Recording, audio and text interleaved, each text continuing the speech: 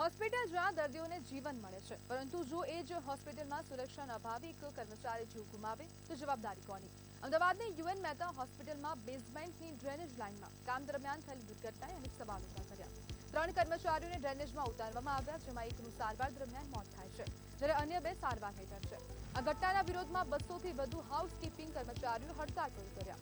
કર્મચારીઓનો ગંભીર આક્ષેપ છે કે તેમને પૂરતી સેફ્ટી કીટ, ગેસ ટેસ્ટિંગ કે પછી જરૂરી સુરક્ષા વ્યવસ્થા વગર જોખમી ડ્રેનેજમાં ઉતારવામાં આવ્યા.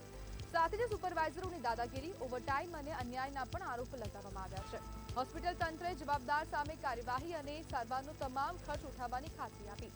જ્યારે સમગ્ર મામલે પોલીસ બંદોબસ્ત ગોઠવવામાં આવ્યો છે. સવાલ માત્ર એક અકસ્માતનો નથી, પરંતુ કર્મચારીઓની સુરક્ષા, જવાબદારી અને કામકાજની વ્યવસ્થાનો છે.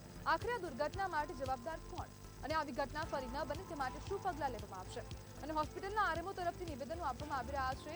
અગાઉ જે કર્મચારીઓ છે, હાઉસકીપિંગ સ્ટાફ, તેમના દ્વારા આક્ષેપ કરાયો કે સારવાર દરમિયાન એક કર્મચારીનું મોત થયું છે અને તેને જ લઈને આરએમઓ દ્વારા નિવેદન આપવામાં આવ્યું અને તે લોકો એક્સેપ્ટ કર્યું કે બેદરકારીના કારણે જીવ ગયો છે. અન્ય 2 લોકો હાલ સારવાર હેઠળ છે, જેમાં એકની કન્ડિશન ક્રિટિકલ છે અને બીજો હાલ નોર્મલ છે તેવું આરએમઓ તરફથી નિવેદનો આપવામાં આવી રહ્યા છે. પરંતુ જે પ્રમાણે હવે યુએન મહેતામાં હડતાલ પર જે કર્મચારીઓ છે તે ઉતરી ગયા છે, તે લોકોનું સ્પષ્ટપણે કહેવું છે કે અમારી માંગણીઓ સંતોષો, કારણ કે અવારનવાર આવા પ્રકારની ઘટનાઓ બનતી રહેશે અથવા તો બનશે તેવા પ્રકારના આક્ષેપો કરવામાં આવી રહ્યા છે.